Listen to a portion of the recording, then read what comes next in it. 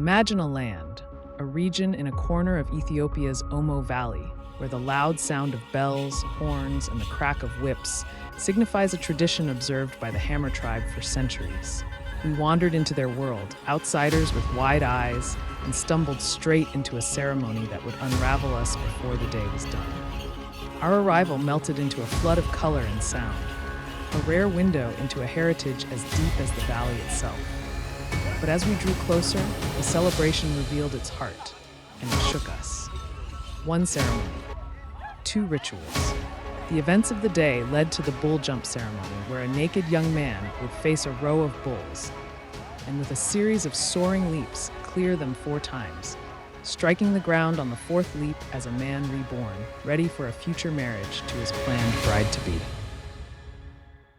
Before this highlight event, and the tradition that unraveled our group on this fateful day, was the women's part of this all-day ceremony.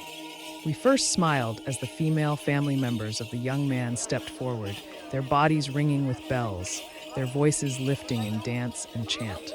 Suddenly, the first young lady turned to taunt another man of the tribe, and a whipping sound snapped through the air, sharp and sudden.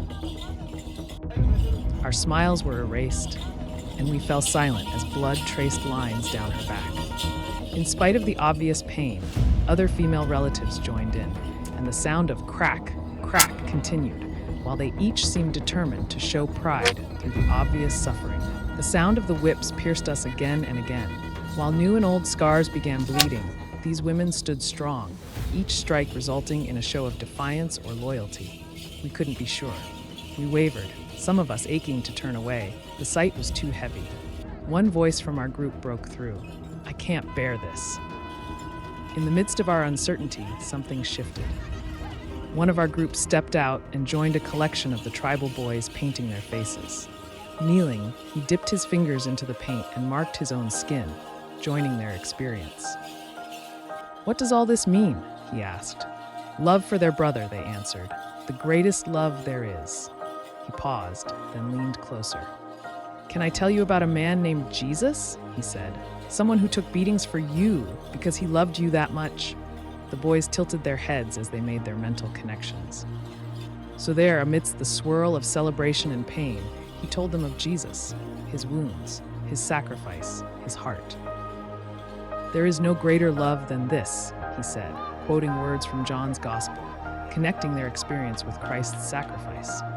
One boy lingered, his mind connecting to the deeper meaning. Right there, on the edge of the ceremony, this young man opened his heart to Jesus, a quiet yes in the clamor of the day. Later, as we huddled together, it became clear. What had unsettled us became a canvas echoing Jesus' sacrifice for us. He showed his love for us by taking on what we deserved. We left the Hammer people carrying both ache and wonder, sorrow for what we'd seen, hope for the seed now sown, and a promise to see it grow.